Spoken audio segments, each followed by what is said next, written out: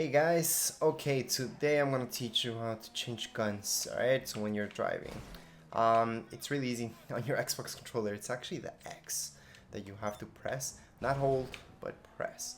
So if I press it, I can change to my pistol, my other pistol, my other pistol, or what you probably want is your micro SMG, alright? So then you guys can fire away. If you guys want to change from somewhere else, like your flare gun, there you go. You guys can do that as well. And by the way, if you guys don't know how to shoot, it's just this to actually aim. Then you can aim wherever you guys want, and then you guys can just press this, and there you go. All right.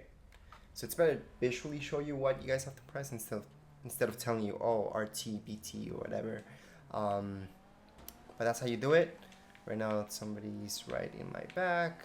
But anyways, that's it for this video tutorial. If you guys have any questions, comments, you can write them down here in the comments area. And don't forget to subscribe and rate. Thank you.